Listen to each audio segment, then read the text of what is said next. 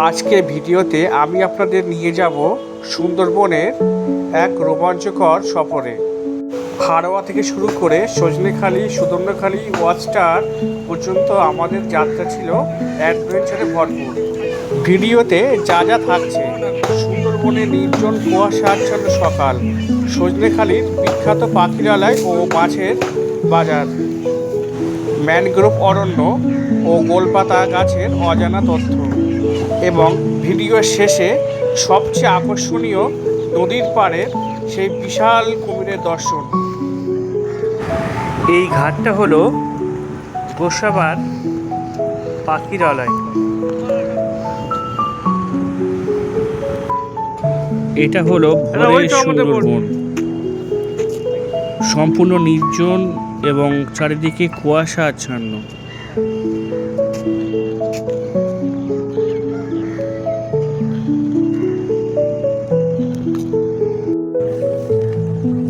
শীতের কুয়াশা আচ্ছন্ন শান্ত স্নিগ্ধ সকাল এবং চারিদিকে বনের পাখির কিচিরমিচির শব্দ। এটা হচ্ছে পাখিরালয়, একদম সুন্দরবন, প্রাকৃতিক, নির্ভেজাল। সকালের দৃশ্য দেখুন, ঘাটে কতটা লঞ্চ আছে, অনেকগুলো লঞ্চ।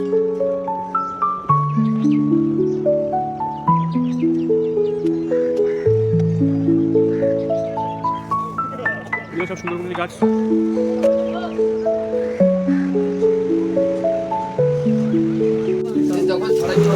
এটা হলো সুন্দরবনের সকালের মাছের বাজার। এগুলো হলো সুন্দরবনের নদীর মাছ ও সমুদ্রের মাছ ও কাঁকড়া।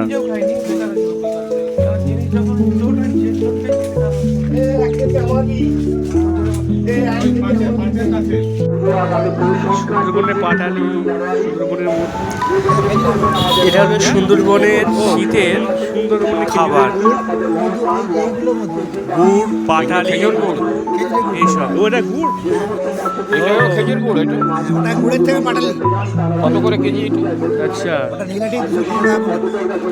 দর্শক, এটা হচ্ছে সুন্দরবনের পাটালি আর এটা ওজন করে দেখতে হবে। কিলো কত করে বলবো? ওই তো 220 টাকা। 220।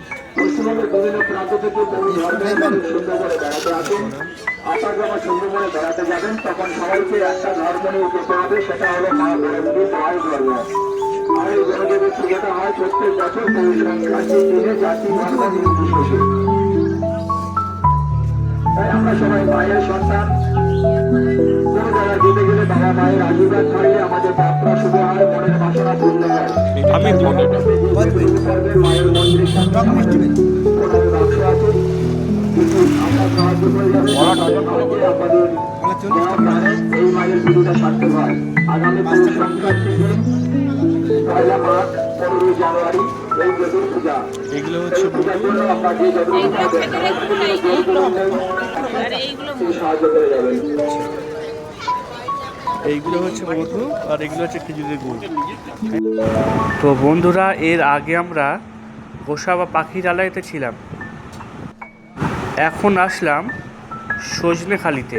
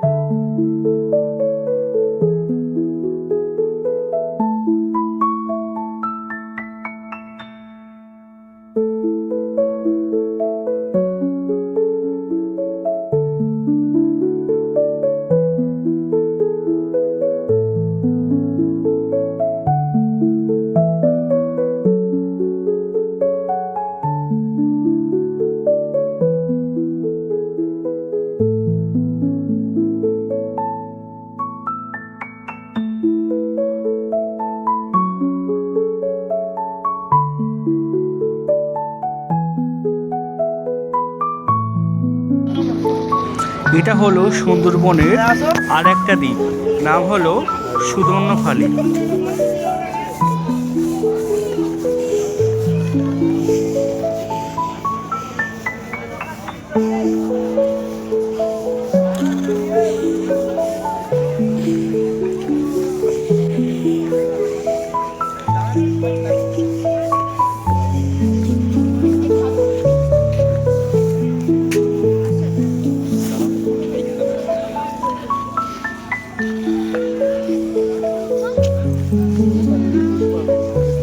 ম্যাঙ্গ্রোভ লোকাল নেম দুদুল। কাঠবাদামটা নাকি এগুলো? সবাই চলে আসবেন। কোনটা কি গাছ এই আর কি।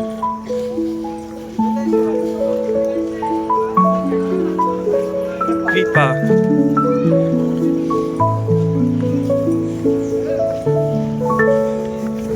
এখানে সুন্দরবনের বিভিন্ন প্রজাতির গাছ দেখা যায়।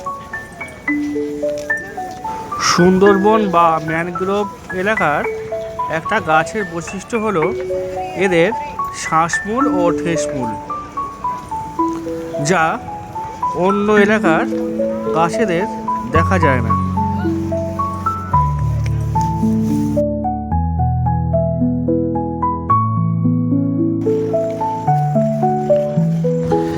এখানে শুধু গাছ আছে তাই নয়, বিভিন্ন ধরনের সুন্দরবনের পশু পাখি ও জীবজন্তুও দেখা যায়।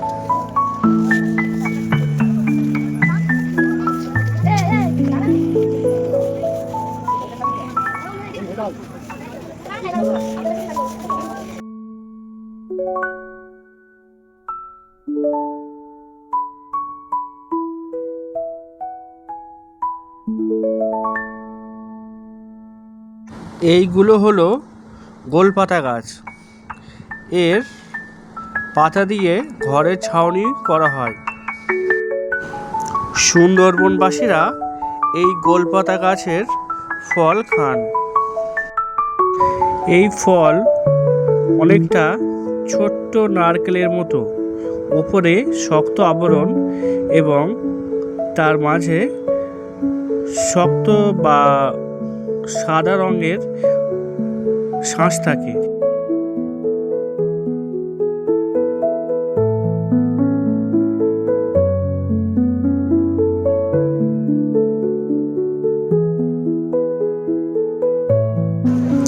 এই দ্বীপে একটা ওয়াচ টাওয়ার আছে, যেটাতে উঠলে সুন্দরবনের বন্য হরিণ দেখা যেতে পারে।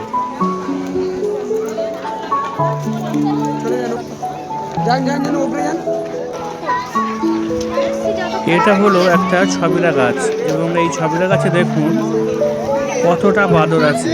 তারা ছবিরা ফল খাচ্ছিল এবং নিচে মানুষজনের মধ্যে ছবিরা ছবি বাঁধছিল।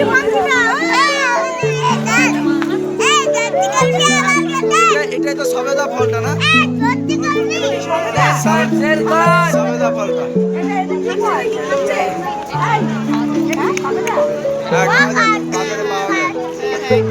সবেদা বলে, সবেদা।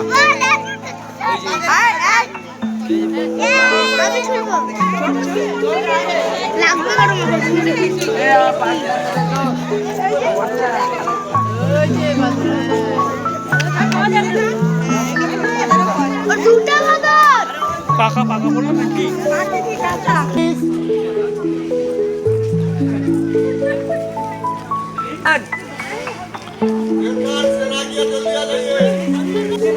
বাঘ দেখেছো? আমরা এখানে বাঘ শুয়েছিল তাই দেখলাম।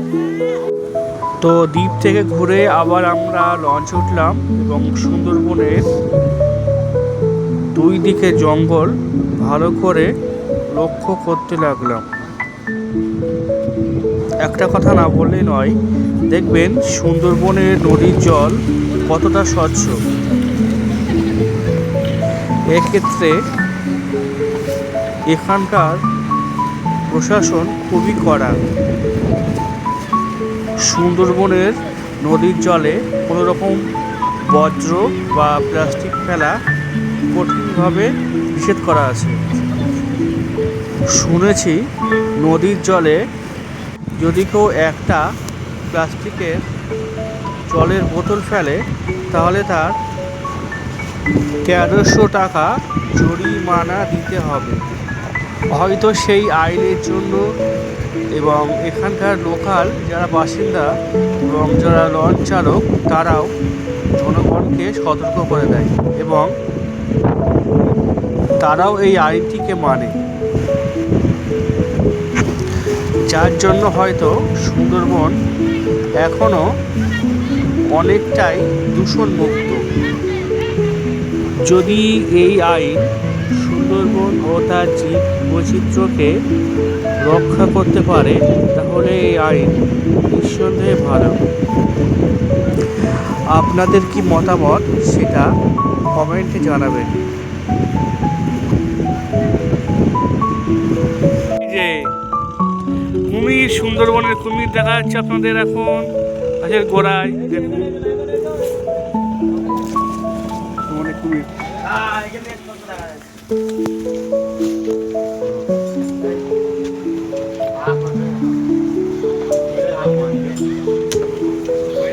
বিশাল সাংঘাতিক বড় তো। হ্যাঁ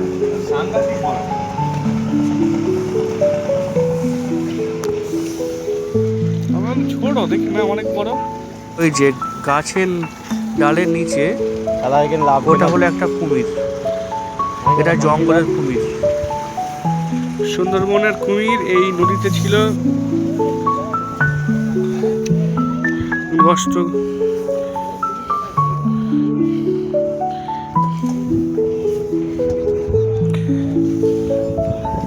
দেখো বিশাল বড় লাগছে, দেখো আসে ছবি আসে কি? হ্যাঁ তাই ওই তো হাঁ করছিল না কি করছিল? হ্যাঁ ধরে আছে করে হাত ওই তো এইখানে উঠে আগের বারও এসেছিল এই জায়গাটাতে। মানে এইভাবে ছুটেকে, হ্যাঁ এইভাবে ছুটেকে আপনি কি আমার দ্বিতীয় সুপিয়ে তুমি দাঁড়া পানি ফেলে আমাদের খুব যত্ন করার। ও টিঙায় দাও। হ্যাঁ টিঙায় ফেলে যত্ন করতে হবে। টিঙায় দেবো কিছু করতে হবে। আগের দিনে এরকম জায়গায় ছিল। সুন্দরবনের কুমির দেখাচ্ছে আপনাদের এখন। এই হলো সুন্দরবনের কুমির।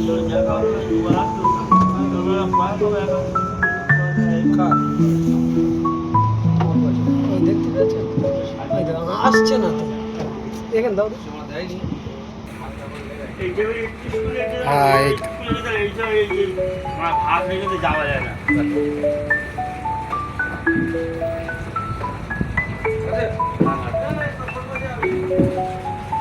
দেখুন কতটা ঘন জঙ্গল, আর এই জঙ্গলের প্রাণীরা যেমন হরিণ এবং আরও অন্যান্য প্রাণী যখন নদীতে জল খেতে আসে তখন এই কুমির তাদেরকে টেনে নিয়ে জলের মধ্যে চলে যায়। এইবারে দেখুন এই কুমিরটি এবার জলে নামবে। আমি ভাবছি সুন্দরবনে যারা জীবিকার জন্য মাছ, কাঁকড়া এবং মধু সংগ্রহ করতে যায় তাদের কত দিকে না বিপদ। জলে কুমির, ডাঙায় বাঘ। শুধু জলে কুমিরে নয়, জলে আরও একটা ভয়ঙ্কর প্রাণী থাকে যার নাম হলো হাঙর বা কামড়। সুন্দরবনের মানুষের তাদের কতটা প্রতিকূল জীবনযাপন করতে হয় এবং তার সাথে আছে ঝড় বৃষ্টি ও নদী ভাঙন। চ্যানেলটিকে আপনাদের ভালো লাগলে লাইক, শেয়ার, কমেন্ট ও সাবস্ক্রাইব করতে ভুলবেন না। তো দেখা হচ্ছে আপনাদের ভিডিওর পরবর্তী অংশে। ততক্ষণ পর্যন্ত আমাদের সাথে থাকুন।